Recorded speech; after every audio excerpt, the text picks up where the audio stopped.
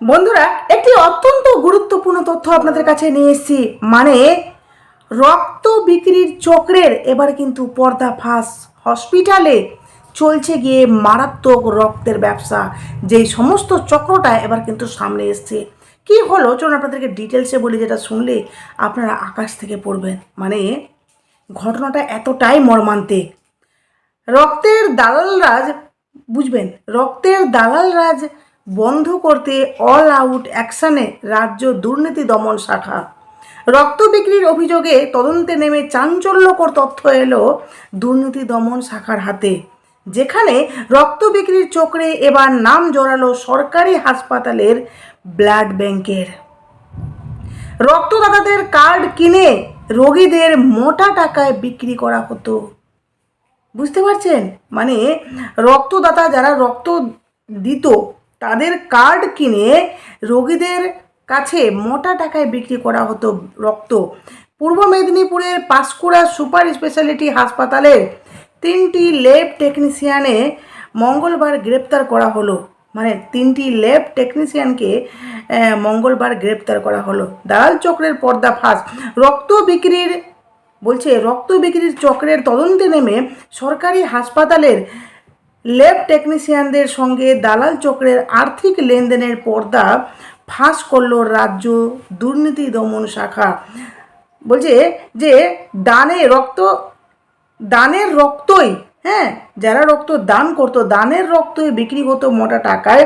এক মাসে হাসপাতালের টেকনিশিয়ানদের 1,40,000 টাকা কমিশন বাবদ দিয়েছিল দালালরা। নগদে নয়, সরকারি হাসপাতালে রক্ত বিক্রির কারবার চলতো ইউপিআই এর মাধ্যমে, মানে স্ক্যানারের মাধ্যমে, ফোনপের মাধ্যমে। তদন্তে নেমে রাজ্য দুর্নীতি দমন শাখা জানতে পেরেছে দালালরা বিভিন্ন ক্লাব ও রক্তদান শিবির আয়োজকদের সঙ্গে যোগাযোগ করত। যে কার্ড রক্তদাতাদের বিনামূল্যে দেওয়া হয় সেই কার্ড ক্লাব থেকে 100 থেকে 150 টাকায় কিনে, মাত্র 100 থেকে 150 টাকায় কিনে, ভাবা যায়? সেই কার্ড মাত্র 100 থেকে 150 টাকায় কিনে নেওয়া হতো। আর এই কার্ড দিয়ে সরকারি হাসপাতালের ব্লাড ব্যাংক থেকে বিনামূল্যে রক্ত সংগ্রহ করতো দালালরা। বিনামূল্যে নেওয়া রক্ত বিক্রি করা হতো রোগী ও তার পরিজনদের কাছে। মানে যে সমস্ত রোগী হসপিটালে আসতো, যাদের খুবই রক্তের প্রয়োজন, তাদেরকে বিক্রি করা হতো। হয়তো ব্লাড ব্যাংকে দেখানো হতো নেই, দালালরা বলতো আমরা জোগাড় করে দিচ্ছি, কিন্তু টাকা লাগবে। কিন্তু যারা অসুস্থ বা অসুস্থর পরিবাররা বিপদে পড়ে তারা নাছোড়বান্দা হয়ে টাকা দিয়ে কিনে নিত সেই সমস্ত রক্ত। আর রক্ত বিক্রির টাকা সরকারি হাসপাতালের ল্যাব টেকনিশিয়ানদের সঙ্গে ভাগ করে নিত দালালরা। তদন্তকারীরা বলছেন সরকারি হাসপাতালে ব্লাড ব্যাংকে রক্ত নেই বলে জানিয়ে দেওয়া হতো রোগীর পরিজনদের। ফলে দালালদের কাছ থেকে রোগীর পরিবার রক্ত কিনতে বাধ্য হতো। তদন্তকারীরা বলছেন যত বিরল গ্রুপের রক্ত তত দাম বেশি। মানে যে বলতে পারেন যেই গ্রুপের রক্ত খুবই কম পাওয়া যেত বা পাওয়াই যেত না, সেই গ্রুপের রক্তের কিন্তু আরও বেশি দাম। শুধু তাই নয়, রোগীর চাহিদা বুঝে দাম বাড়ানো হতো। যত ক্রিটিক্যাল পেশেন্ট তত দাম বাড়ানো হতো। ভাবতে পারছেন এটা কিভাবে ব্যবসা করা হতো? মানে কোথাও এক রোগী মারা যেত,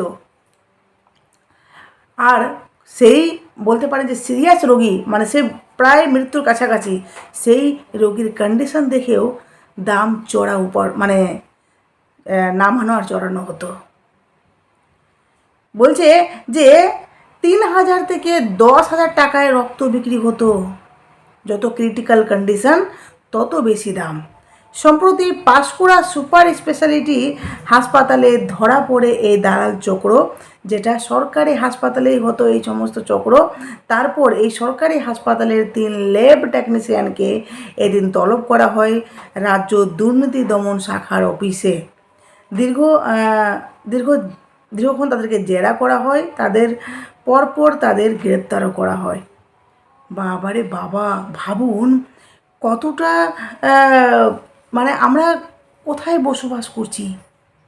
মানুষের মধ্যে এতটা লোভ লালসা, মানুষের ক্ষতি করার জন্য, বা বলতে পারেন যে আজ দেখছি মানুষের মানে বন পশুরা বনে থাকে বলে যে পশুরা নাকি হিংস্র। এখন দেখুন মানুষরা এতটাই হিংস্র হয়ে গেছে যে এক মানুষের সে দুঃসময়ে যেখানে পাশে থাকার কথা সেই সময়টাতেও সুযোগ নেওয়া হচ্ছে, ব্যবসা করা হচ্ছে। কিন্তু ওই যে কথাই বলে, অন্যায় করলে শাস্তি তো পেতেই হবে, আর অসৎ পথে চলতে গেলে একদিন না একদিন সেই পথে আপনার মৃত্যু নিশ্চিত। তো আজকে দেখুন ঠিক সেটাই হয়েছে। সত্য কখনো চাপা থাকে না, আর তাকে চাপা কেউ রাখতেও পারবে না। যাই হোক, আপনাদের অবশ্যই মূল্যবান মতামত কমেন্ট বক্সে দেবেন। অবশ্যই নতুন থাকলে চ্যানেলটি সাবস্ক্রাইব করে পাশে থাকবেন। টাটা।